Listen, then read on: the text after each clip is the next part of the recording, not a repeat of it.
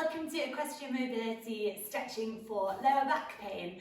So one of the most common complaints I get when going around teaching people to ride their horses is that their lower back hurts. It's not normally because of actually the horse riding, it's normally due to everything that's related to it, like mucking out your stable, like picking up wheelbarrows incorrectly, and just every general thing to do with horse like falling off.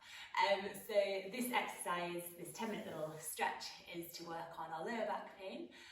So we're just going to get cracking. You just need a mat for this.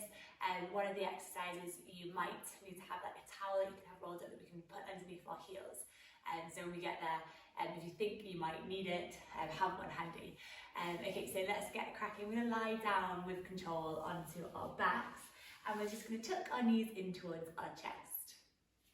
So slowly, with control, lower down, and just get nice and comfortable on your mat.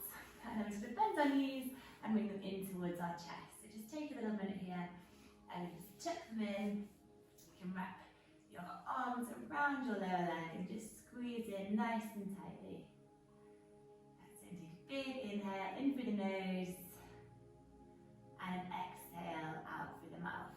And then from here for the rest of the session, just breathe in through your nose and out through your nose. That's it. Each exhale, feel yourself release a little bit more.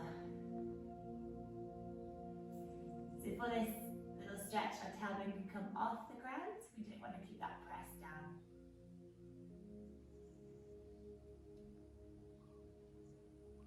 See if we need to tuck our knees a little bit more in. And then we're going to relax down and our legs go nice and long. And then we're going to take our right knee, we're going to bring it in towards our chest, and then we're going to cross it over to the left hand side of our body. That's it. And then our right arm can extend out to the side, keeping our right shoulder pressed down onto the mat. So twists are really good for the health of our lower back. We've got a few of these incorporated into today's stretching. And then we come back up, and then we're just going to switch to the other side. So right leg straight, left knee bends, squeeze it in, and then cross it over to the right.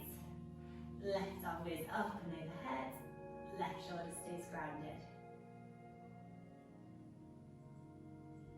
And then we take it in. From here, we're just going to squeeze our knees in towards our chest, rock up using core strength and momentum, and we're just going to go into our cat and cow pose. So we're going to go on all fours, and we're just going to make sure our wrists are below our shoulders, our knees are below our hips, and on the inhale, then drop the belly, lift the gaze, the tailbone goes up.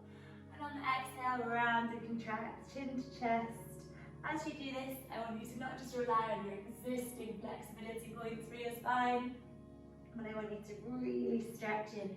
These points are a little bit more difficult. We will not get any more supple if we rely on exercises that we are good at, only moving in positions that feel comfortable.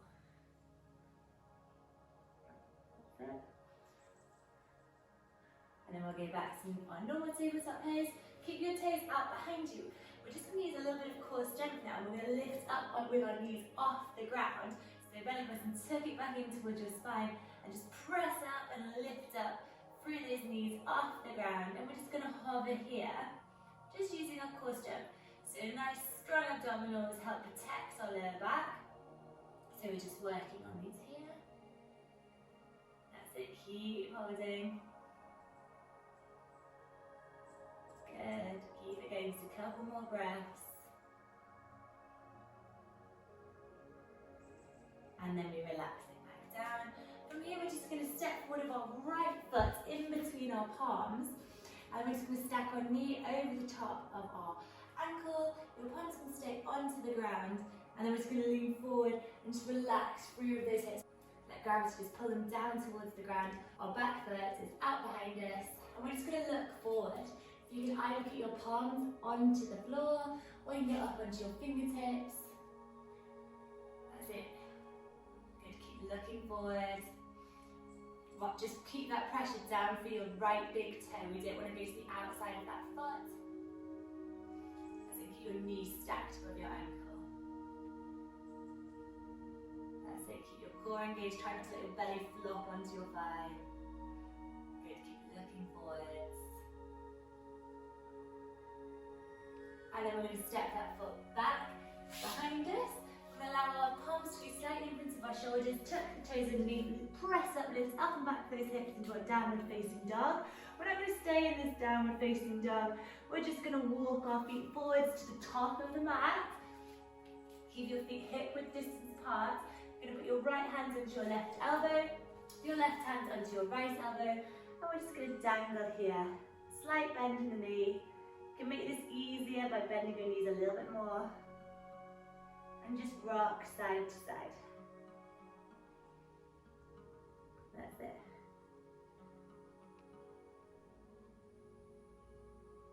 And now you can start to straighten the knee a little bit, but keep a slight bend. And then you're just going to hold. Just allow this head to be really heavy. Allow all the stresses of today to just imagine them coming out of the top of your head like a waterfall, and you're getting rid of them. Be nice and relaxed after this practice.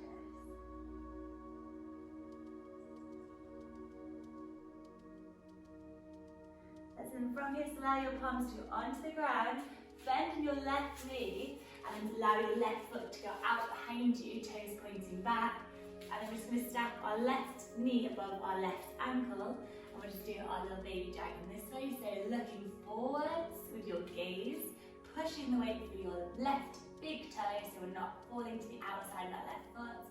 You can start up on your fingertips if you want to, and then by the end of this we can go down onto our palms, okay?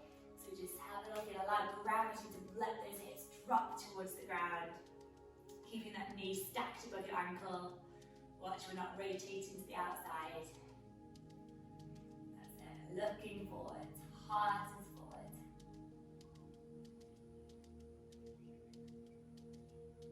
And then from this pose, we're just going to step forward with our right foot, up to meet our left foot. Make sure your feet are hip width distance apart. So from here, I'm just going to turn and face you. We're going to do our squat pose, and so this is really good for lower back pain. So we're going to allow our feet to be hip width distance apart. So we're going to point our toes out towards the corners of the mat, and then we're just going to bend down. We're going to keep our hands towards our heart. And then we're going to sink our hips down nice and low. That's it, keep looking forward, heart is forward. For this pose, you can widen your feet a little bit more if you need to, or you can stick something underneath, like your towel underneath your heels. And then we're just going to press open with our knees and just relax and allow those hips to sink down. So I lack a little bit of ankle mobility joint, so I do struggle with this. So sticking a towel underneath your heels will really help. Don't allow yourself to collapse forward, keep sitting nice and strong and tall. And from this pose, we're just going to allow ourselves to go forward. I'm just going to turn back this way, softly lower down onto the mat with control. And allow your forearms to go out in front of you. And we're going to press up into a Sphinx pose. Toes are going out behind, hips remain grounded on the floor, heart is forward, and we're looking forward. And then we're going to press through the palms and we're going to lift up our elbows off the ground. So it's a little bit higher and a little bit of a deeper stretch here into that lower back. Keep your hips grounded. If you're finding this a little bit difficult, you can bend into your knees. That's it, heart is forward, your toes are out behind. And just relax. Nice big inhale and an exhale. Heart forward, and then relax back down, and now we're just going to make our way over onto our backs, so just roll in, and then from here, lower down, with control, onto the floor, find a nice comfy position, and then from this position we're going to keep our palms facing up towards the sky, and then we're going to lift up with both our knees. And we're just going to stack we're just going to cross one leg over the other. So our right leg is going to go over the top of our left. I'm just going to bend into our knees. I'm going to flex the toes. I'm just going to align your knees over the top of each other. Flex into our toes, and with your wrist, you're just going to hold onto your ankles. And you're just going to pull in your knees closer towards your body. Just start to feel a nice stretch there. That's it, just keep squeezing in towards your body. Keeping those knees aligned, toes are flexed. And then we relax it back down. Keep your palms next to your side, facing up towards the sky, heels below your knees. And then you can slowly start to peel up vertebrae by vertebrae, up off the ground, press up towards the sky, keeping your hips nice and level. And then relax back down. And then this time lift up your knees again. We're going to repeat that the opposite direction. So your left leg is going to go over the top of your right. Keep your knees aligned, toes are flexed. And then start to hold onto your ankles and squeeze in towards your body. Let's see if you can feel a difference between one side and the other. And see if that correlates to your horse.